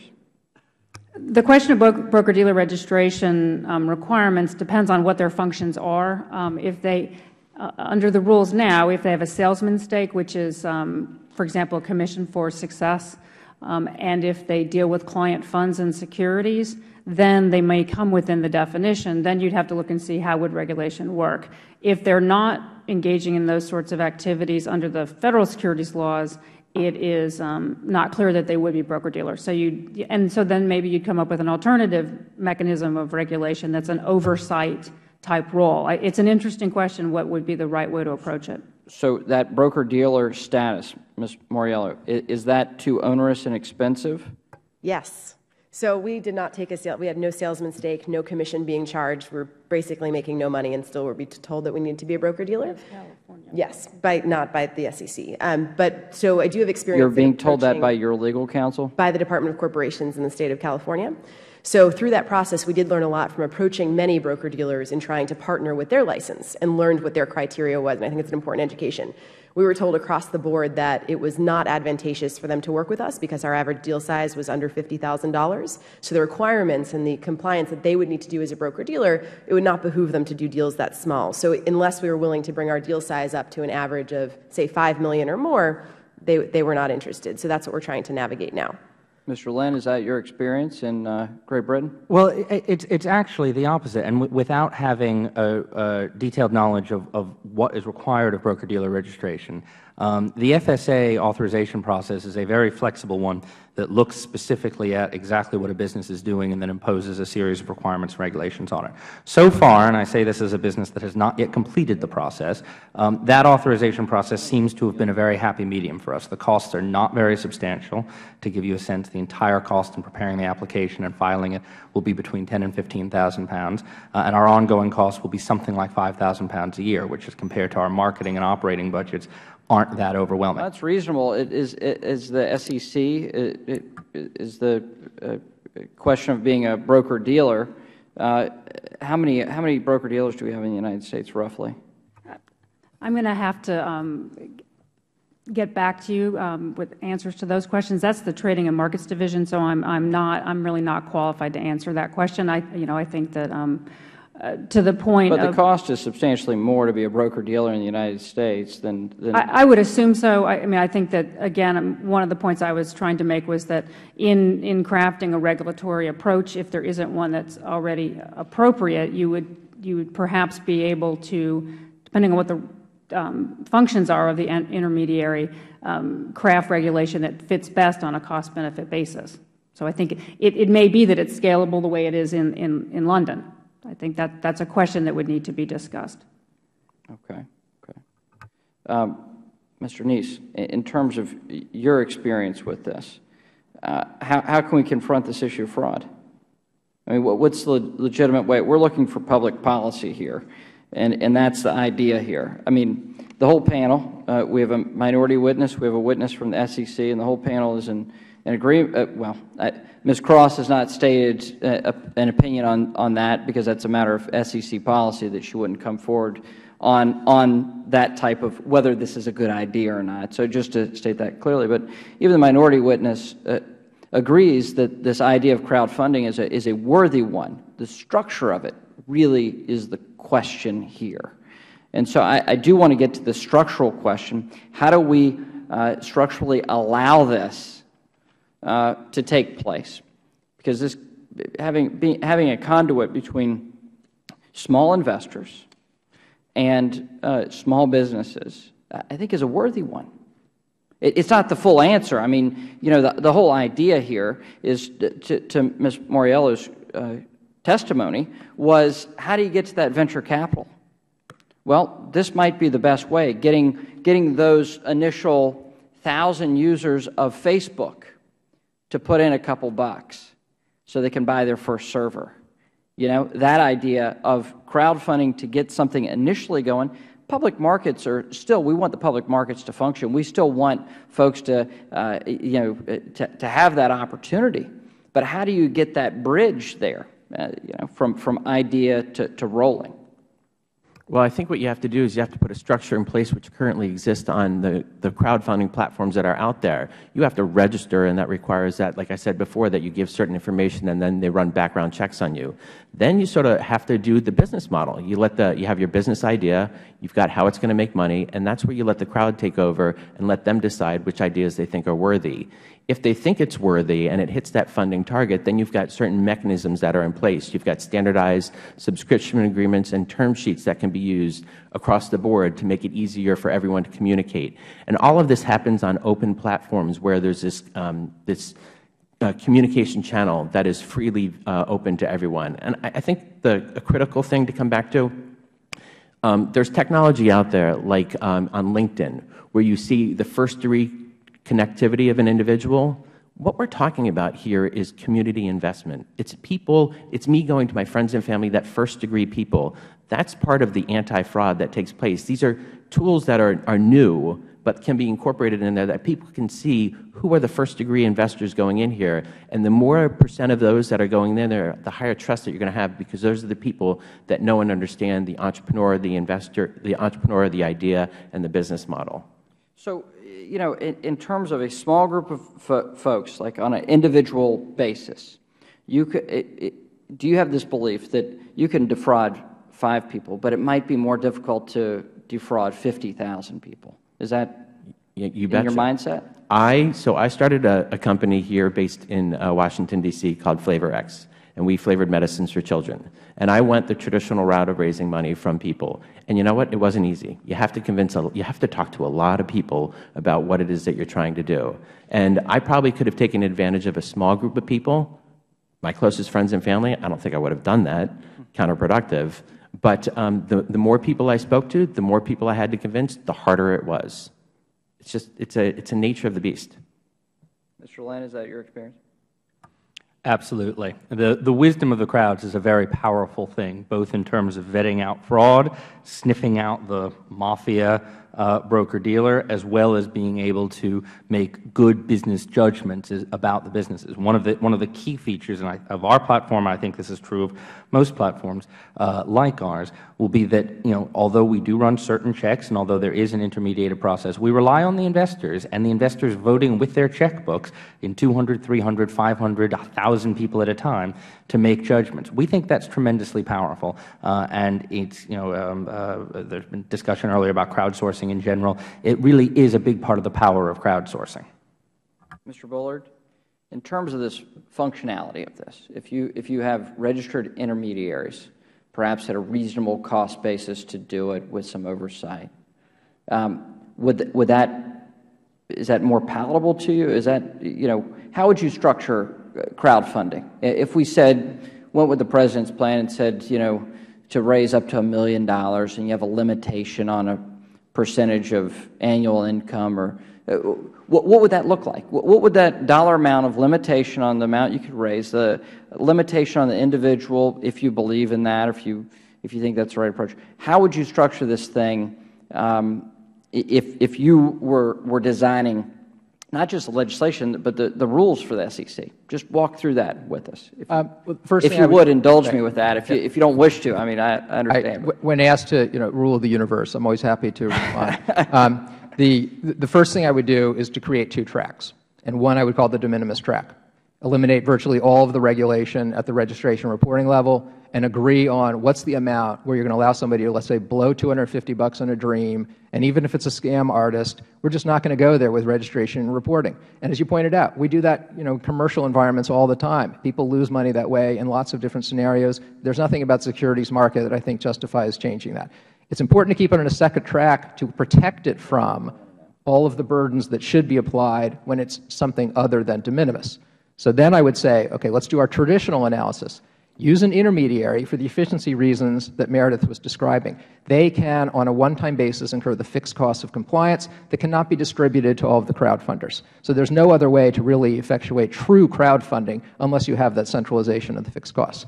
Then I would say, what's your issuer exemption? If you have the accredited investor standard under 506, nothing new is needed for the broker-dealer. But if you have something, let's say, like your bill, then what I would add to it would be, okay, you want to be a broker-dealer that sells these kinds of issuer securities, here are the things you need to do it. An audit is an idea, but I question whether an audit is going to be feasible for somebody raising only $10,000. I think the quiz idea is an interesting one because it really goes to not the – I don't think it goes to the sophistication of the investor. I think what it goes to is the expectations of the investor. And social policy is ultimately driven by whether when people lose their shirts, they feel that you should have prevented it from happening. That is an important aspect of social policy. So I also like the idea of the wisdom of crowds. But just to give an example, the wisdom of crowds assumes that you have a rule in place that requires what they're apparently doing, which is you have to get a minimum number of people to get to a minimum amount. I like those kinds of innovative approaches to achieving compliance in a different way from the way the SEC really even thinks about it. But the point is that has to be a rule, because if it's not a rule, the person is going to go in not subject to the wisdom of crowds and only get to the $3,339. And then we put it in a bank account somewhere and disappear off the Internet. And as far as the ability to commit fraud in the Internet, I mean, I wish that the SEC's Internet fraud person, for which they have a specific office, were here, because they would just flatly contradict what we're being told about what goes on in legitimate Internet-based marketplaces. The amount of fraud the Internet is being used for is rampant. It is the ideal vehicle. If I were trying to create a fraud, I would love the opportunity to use the Internet to do what some of the proposals that are on the table to do, because that is precisely the way to raise millions of dollars from 50,000 people. So why don't we simply, for securities purposes, ban the use of the Internet? Because the Internet is also an incredibly valuable tool for raising capital. I mean, so it's a balance. So what you do is you have only portals that have satisfied certain requirements being the places where you can do this, and you also put it in the responsibility on the portal/broker-dealer, which is the optimal from an efficiency point of view to place-to-place responsibilities. But the problem is broker-dealers will unite and say, oh, we don't want this responsibility, and that's what you're hearing from Ms. Moriello. It's an institutional difference where they'd rather have the issuers bear that risk, but it's not efficient. Well, Ms. Moriello, I'll let you respond to that. So I think something that's come up is the wisdom of the crowds for this protection and how that works versus broker-dealer. One slight variation that we have on that is around the qualification of purchasers. So what made us feel very safe and our issuers and purchasers feel very safe is that everybody knew each other. This was truly communities. And so I think there's a variation on crowdfunding, which is community funding, which is what we instituted, where you had to verify as the issuer when you invited the purchaser, I do know you, and I know you in this way. We went to school together, and the purchaser had to verify, yes, we did go to school together, so I know about your character, I know about your acumen, and then you were doing the investing. At no point did we allow for the general public or for strangers to be able to invest. So that's how we got around, or not how we got around, but how we addressed, in most part, this fraud issue. We also went through background checks, and the other thing that Mr. Neese has recommended, but the fact that you actually, both parties know each other, I think is the most important starting place, and then you can grow from there on reputation. If a fee structure were similar to what Mr. Lynn discussed, and granted, the pound to dollar conversion changes that slightly, but not to a greater degree. Let's say it's a $10,000 registration with the SEC. Is that something bearable? Sure. It's not the upfront costs that are problematic at all. It's the ongoing due diligence requirements and ongoing compliance requirements that are necessary for the small deals. So I would have no problem paying an upfront fee. I mean, that's in the nature of fundraising and making that happen. But it's how much due diligence I'm responsible for even the smallest, de minimis, if you will, deals that are happening on the site. Okay. If I could add just one point. I mean, Ms. Moriello is exactly right about the burdens of broker-dealer regulation in the U.S., and Mr. Lynn pointed out one of the differences in the U.K., that we just don't have the flexibility to say, well, let's see what you're actually doing here and regulate as a broker-dealer on that basis. It's pretty much an all-or-nothing system, in contrast with the regulation of exchanges. The SEC has been very innovative. You haven't heard anybody complain about being treated as an exchange, which is the same kind of issue arises with respect to being a broker-dealer, because there's an SEC exemption that applies. So what, the solution to Ms. Moriello's problem and Mr. Lynn's problem is to have more sensitive broker-dealer regulation that says, well, if you're only doing this and this is your business model, this is what we want you to do in return, especially if, and this is key, if the custody of assets component is removed from their responsibility, then you have eliminated a huge amount of broker-dealer regulation. And it's my understanding all of these models put custody somewhere else. And custody is the root of many problems with fraud. Custody meaning the person who actually holds the dollars. That was the Madoff problem. That's really the problem with many broker-dealer abuses. This question of fraud, though, is interesting because you made, Mr. Bullard, I was going to respond to you before I recognized Ms. Moriello, because the idea that the Internet is a perfect conduit for fraud, well, let's be honest about it. Let's shoot straight. Taking advantage of one person is much more, you're much more able to do that rather than take advantage of 1,000 people. I mean, is that, because the example I would use is the eBay. You have the exchange of very valuable goods, and individuals get to look at that seller and that seller's recommendation and all the information about it.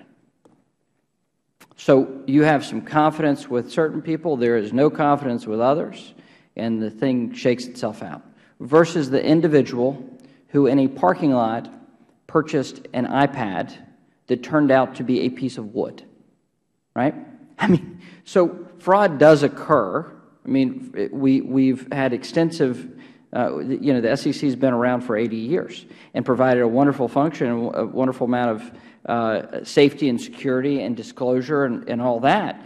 But we also had Madoff.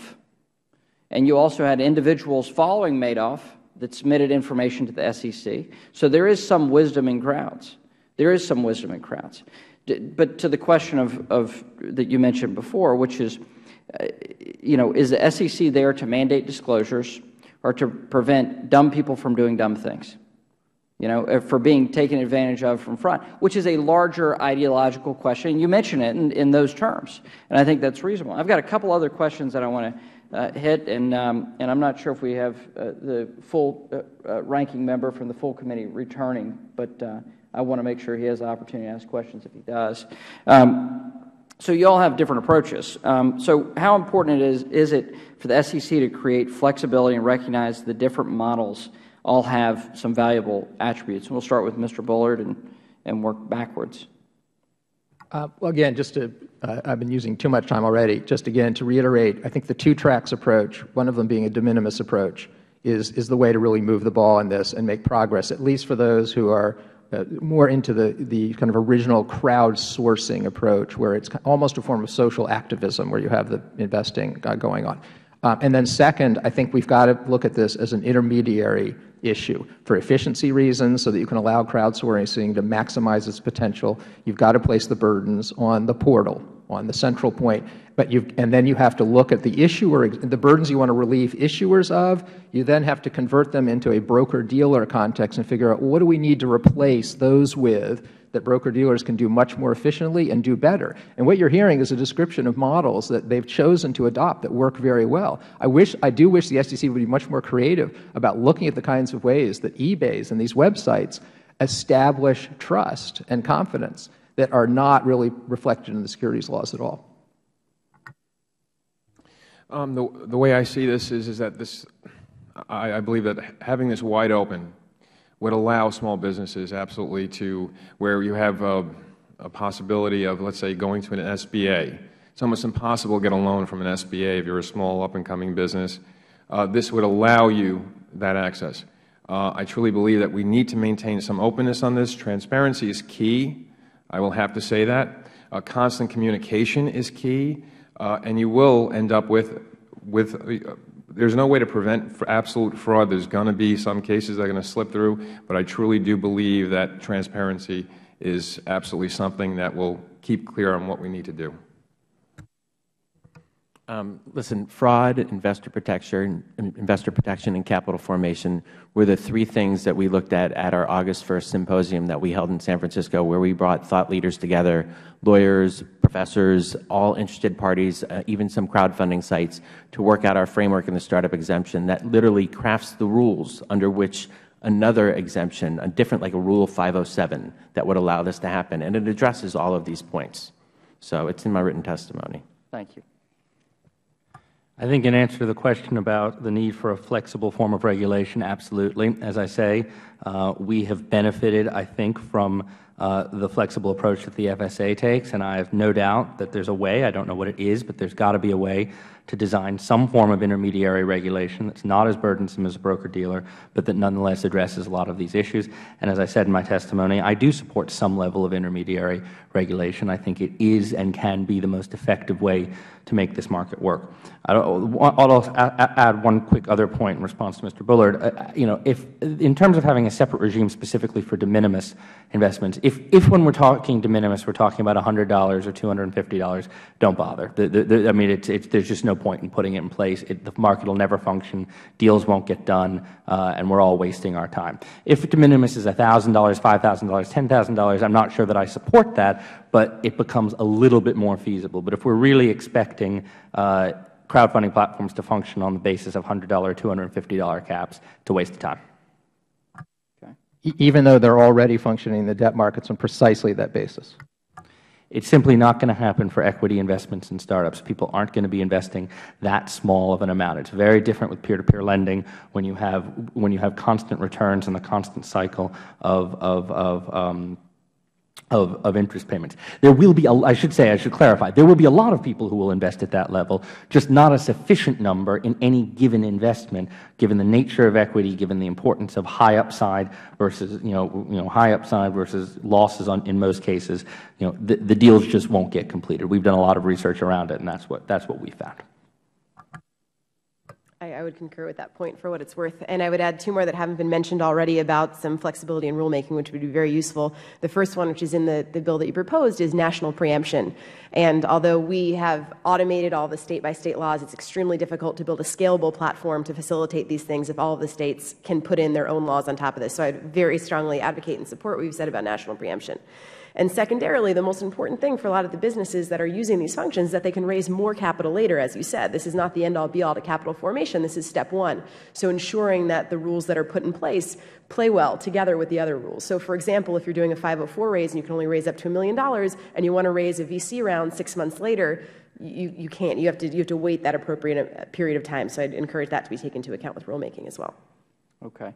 Ms. Cross, let me state the question in a different way, because I understand the limitations you have as an employee of the SEC, and so I know it's a unique position, but you've always done very well testifying before Congress and being forthright, based on those constraints, and I do appreciate that. So, is the SEC currently looking at recognizing the different models in terms of broker-dealers, that type of model, and providing some level of flexibility? What I would say is, and I appreciate your kind remarks, thank you.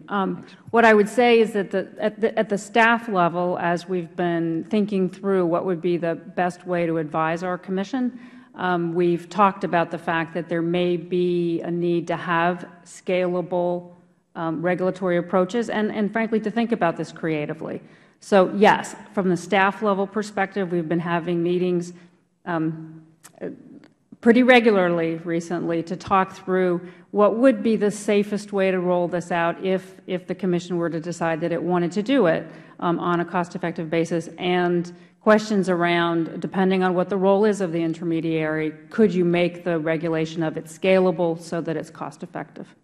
Have you looked at the FSA model in Great Britain? I read all about it last night, and I thought it was fascinating, actually, and I looked forward to discussing it with Mr. Lynn, and I took his card, and I think it will be very helpful to hear what the experience is there. I think that's a fascinating approach that gives me less pause than the idea of having what really does scare me is the idea of people just opening up sites, stealing people's money, closing the sites, and they're not even in our country. They're someplace else, and set up fake businesses, and everybody puts in there several $100s, and it's just gone. I think that would be a real shame and would tar this market. And so the approach that he described for the FSA sounds quite interesting. Okay. Even with that great diligence provided by the SEC, fraud still does occur. And so, I think it's important that the SEC keep in mind the cost-benefit analysis of potential lost profits and lost opportunities at the same time. But, is there well, what are the SEC's regulations on peer-to-peer lending? First of all, I need to start by saying that I used to represent one of the two large peer-to-peer lenders before I came to the SEC. So I'm recused on talking about particular peer-to-peer lenders. The regulations that are currently being complied with by the peer-to-peer lenders require that they file registration statements to register their securities that are backed by the notes that come from the individual borrowers. And I believe that they're not regulated as broker-dealers. I believe that there are alternative trading systems that are associated with the peer-to-peer lenders where the members can trade the notes. And that, the ATS, is run by a broker-dealer. But the site itself, I believe the money runs through a bank. People put their money in a bank, and so there isn't any concern that the money will be stolen. And that's how it's done. Okay, and so that is to Mr. Bullard's point of who actually possesses the assets in the transaction. Right, it's in a bank, is my understanding. Yeah. Okay, and so that model is different than a broker-dealer model for that peer-to-peer lending site or company. Yeah. That's right. It is. They are not registered as broker-dealers, is my understanding. It's been 2 years since I've been back to the Commission, so I have not paid attention to what they've been doing lately, but that was what the model was in the past. Okay. Okay. So, Mr. Lynn, you mentioned something earlier that I wanted to touch on, which is you said that larger investors should be permitted to invest alongside smaller investors. Why? Why do you think that's worthy, beneficial, proper? Well, getting to the point I made about the problem with the de minimis exemption, the key here is if we think crowdfunding is a good thing and if we would like to see these platforms function effectively in the market, the deals have to get completed. And I'm operating under the assumption that most platforms will work on an all-or-nothing basis, as ours will. It's not going to be very appealing to investors to risk putting a few $100s into a business and then finding that the business has it but can't do anything because it didn't raise the rest. So assuming that these are $50,000, $100,000, maybe more, $250,000, $500,000 capital raises, they need to get completed for the businesses to be able, for crowdfunding platforms to be able to function. And our view, based on our research, is that the way they will get completed will be through a mix of a high volume of smaller investors alongside a number of larger investors being able to invest $1,000, $5,000, $10,000, potentially even $50,000. And that what you'll see in the spread across, and you do see this to some degree with peer-to-peer lending already, but we think it will be more pronounced given the nature and appetite for risk in the equity markets, in the private equity, private companies. We think that the way that deals will get done, and the only way that they'll get done, is if you have some larger investors in there. As I said in response to the ranking member earlier, you could set up a bifurcated system if you wanted to, but there isn't really a whole lot of benefit in doing so, and it adds additional administrative burden. And in fact, by having larger investors come in on our platform, they're going to go through the exact same qualifications, exact same screening that our smaller investors do. So if anything, they get an additional level of protection. Does the President's proposal of limiting it to $1 million raised, does that provide significant investor protection? No, I mean, I don't know that it necessarily does. I think in terms of, switching from the size of investment per investor to the size of raise per business, It is difficult for me to foresee a whole lot of online crowdfunding successes at much above $1 million. It's not to say that they won't happen. Certainly, the PBR case is a great exception, and there will be others.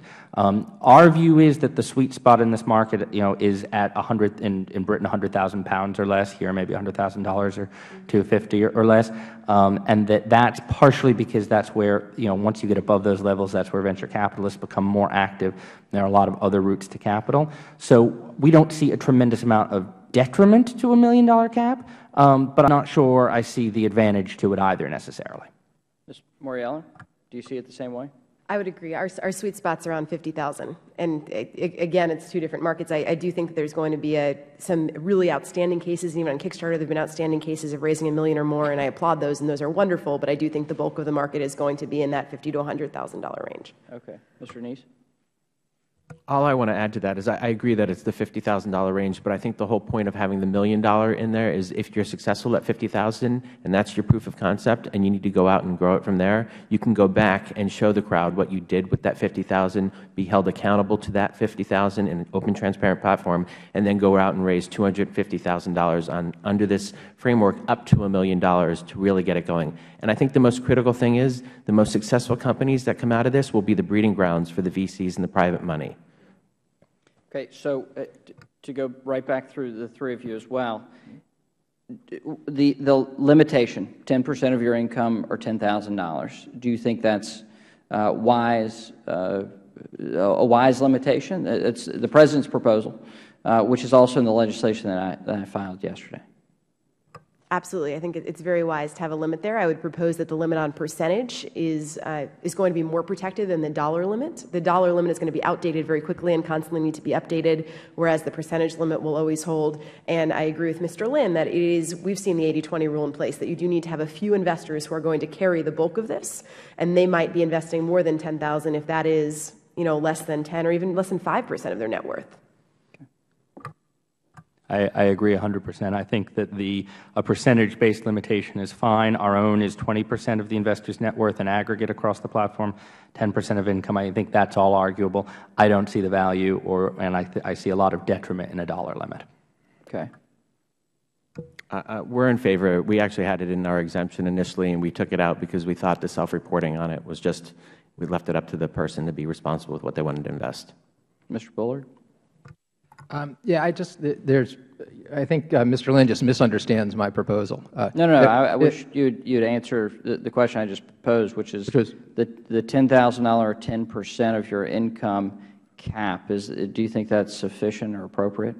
No, I would draw a paternalistic line at someone living below the poverty line not being allowed to put $1,000 or $1,500 into an offering over the Internet without substantial additional protections through an intermediary platform, other than those just voluntarily adopted by the firm. Okay. But I would draw an income level, maybe it's $50,000. I agree completely with the structural absurdity of the current accredited investor standard. We can fix that, but going all the way down to, persons with $10,000 in income, I think that's a mistake. Okay. Mr. Migliozzi, how does it make you feel when these three crowdfunders to your right say that, it's going to be about $50,000 to $100,000 you can raise, and with an idea you had, you got $200 million of commitments. 282 million. Oh, 282, I'm sorry. Okay, this particular case is obviously think big with the crowdsourcing a brewery. I think limitations is going to limit business growth on the amounts. I think that having the opportunity to allow businesses to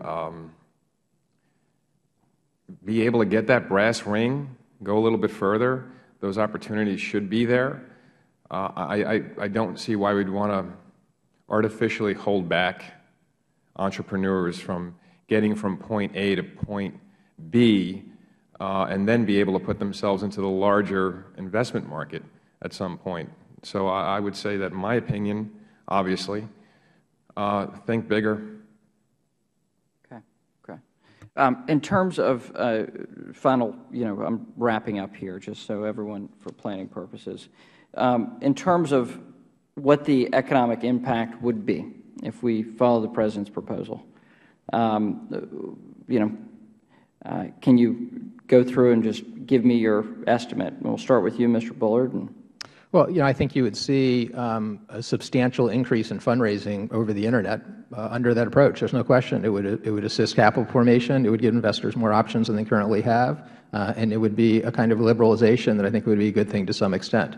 But I think it would also as described in his proposal, which is this unadorned $10,000 limit, it would open the door to a substantial amount of fraud. I think it would inappropriately sort of eliminate any kind of cutoff as to the sophistication and or income of the person investing in unregistered securities. Okay. No comment. Mr. Neese? I just think preventing investment doesn't equal preventing fraud. And the only protection that we can give is an informed investor, and that's going to come through education in an open, transparent platform. I think if we get the capital flowing based on our projections, we can create 500,000 companies over the next 5 years and employ 1.5 million jobs, net new jobs. Okay. Mr. Lyon? I mean, in terms of economic impact, I can just tell you our estimates for Britain, which you can then multiply by 5 based on population and maybe assume a slightly higher entrepreneurial appetite here. In Britain, we plan at scale to be able to see 1,000 to 2,000 new businesses funded per year. Of those, we assume that somewhere between 20 and 40% will actually turn into something and create some number of jobs. And you can work backward from there to think about the sort of economic impact. And that's our platform alone. There will be other competitors out there, other businesses starting. We see a vast level of nascent entrepreneurship in Britain, in Europe, in the United States, and around the world, where people would love to start a new business, have value-creating ideas, but don't have the access to the very first capital they need. And we think that platforms like this can help them overcome that hurdle and be absolutely transformative for an economy. Ms. Mariella? Absolutely agree. One of the statistics that got us most excited about the potential for change in this industry is that over $100 billion currently transacts between friends and family and informal investing networks every year. It's the second most common way of starting your business after your personal credit card, which you mentioned yourself. So I see a tremendous potential to both, putting more protections on that market, which currently has no protections. Those are checks across the dinner table that nothing's happening around, and growing it substantially. The capital is there. It just needs to be accessed. Thank you. Thank you all for your testimony. I do appreciate it. It is very helpful in terms of forming policy. There is some give and take here, but I think the input has been just absolutely fantastic. And unfortunately, you're here on one of the mornings where Congress had about 20 different things going on. So we've had, and so that has been the attendance question here this morning. The subject matter is fascinating, absolutely fascinating. I look at my father's example where he had a great idea and a business partner. He had 5 kids, and he had a garage in the backyard. And so he's looking for money to feed those 5 kids. He had an idea with his business partner, who also had 5 kids, who was looking for money too. The only way they could get lending was through that new invention called the credit card. And I still have my father's credit card that he founded his business on. Today, my brother owns that business and runs that business with my father's business partner, and he employs about 400 people. That is the beauty of innovation in small businesses. We want to make sure that those folks have opportunities to take their idea from the dinner table out to the markets. And so much of the focus and discussion has been about the accredited investor.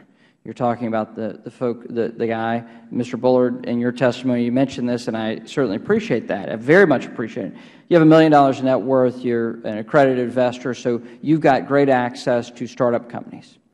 So Facebook and a lot of these tech companies had these folks that had access to it, whereas the average investor, even the superior investor who doesn't have that high net worth, doesn't have that same opportunity.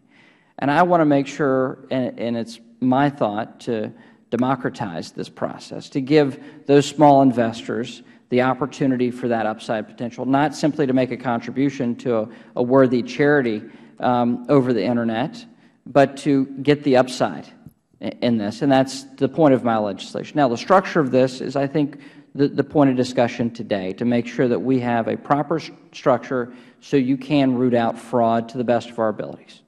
But making sure that investors have information and access to make an investment are both very worthy things that I would hope that the SEC would look diligently at, and we intend here in Congress to move forward on that as well. Thank you for your time. If you have additional remarks, you may submit it for the record, and members will have up to 7 days to submit questions for the record and comments for the record. And with that, the committee stands adjourned.